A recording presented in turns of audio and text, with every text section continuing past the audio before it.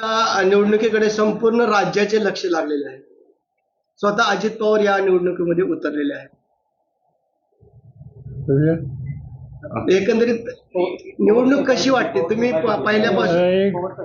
एक गोष्ट मला समजत नाही की राज्याचे लक्ष लागले कशावर. नागपूर असेल, अमरावती असेल, औरंगाबाद असेल, मुंबई असेल, त्यांना काय पाहिजे इथे निवडणुकीत? हा स्थानिक प्रश्न आहे आणि स्थानिक प्रश्नात इथले सभासद त्यांच्या हिताचं योग्य आहे ते करण्याच्या स्थितीत आहे. आजूबाजूला दुसऱ्या संस्था आहेत तालुक्यात त्यांचा इंटरेस्ट इथे नाही आहे.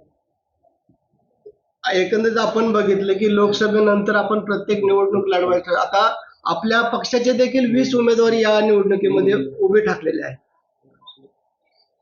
असं आहे की पक्ष चालवताना कार्यकर्त्यांची इच्छा असते.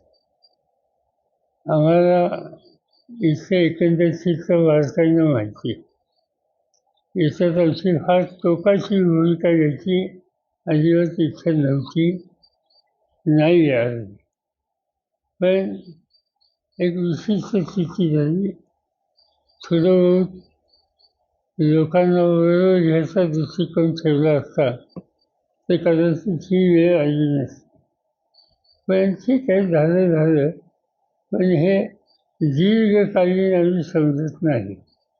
हा तात्पुरता या कारखान्याच्या 19,000 सभासदांच्या पुरता हा प्रश्न आहे आणि त्याचा निकाल 4 दिवसांनी लागून जाईल.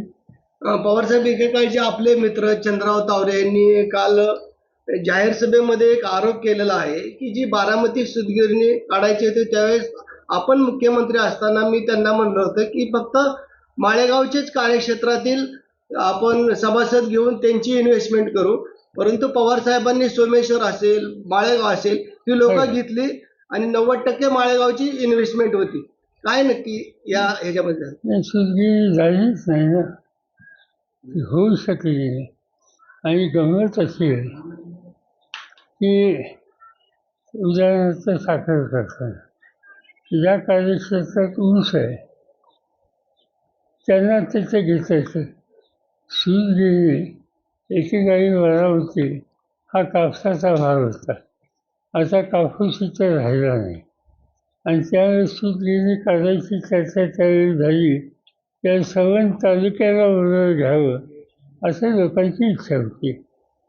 पण आम्ही त्याचा अभ्यास केला आणि कापूस असल्याशिवाय सूतगिरणी यशस्वी होणार नाही या निष्कर्षाला आलो आणि आम्ही हा प्रोजेक्ट सोडून दिला. साहेब, चंद्रराव तावरे काल असे म्हणाले की आमच्याशी संवाद साधण्याचा पवारसाहेब यांच्या पहिल्यांदा प्रयत्न केला, परंतु पंतप्रधान नरेंद्र मोदी आणि देवेंद्र फडणवीस यांना वाईट वाटलं असतं आम्ही जर त्यांच्याशी युती केली असती. ठीक आहे, तुमचं हे खरं, त्यांच्याशी बोलणं झालं होतं काही लोकांचं, पण त्यांना अडचण होती आणि त्यावेळेला आम्ही काही ताण दिलं. साहेब, या निवडणुकीमध्ये आरोप प्रत्यारोप होतात, परंतु खोटं खूप बोललं जातं. माहीत आहे मला, मी काय इतकं काही बघत नाही या निवडणुकीकडे.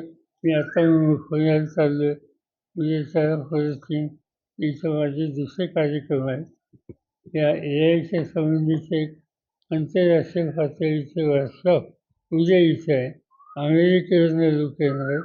माझं लक्ष त्याच्यात आहे, त्या बाकीच्या निवडणुकीच इच्छा नाही. साहेब, AI बाबतीत आपण बघतोय की AI अधिकचं महत्व दिलं जाते आणि त्याचं उत्पादन देखील आपण बघितलं की बारामतीत घेतलं झालं.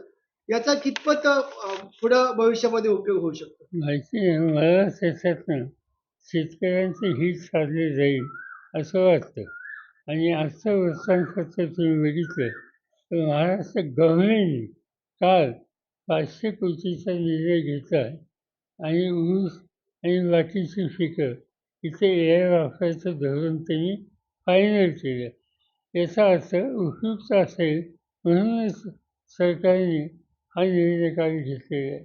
देवेंद्र फडणवीसांचं मी अभिनंदन करतो की त्यांनी या संबंधीचा निर्णय घेण्याचं धाडस दाखवलं आणि देशात पहिल्यांदा हा निर्णय महाराष्ट्र गव्हर्नमेंटने घेतलेला आहे.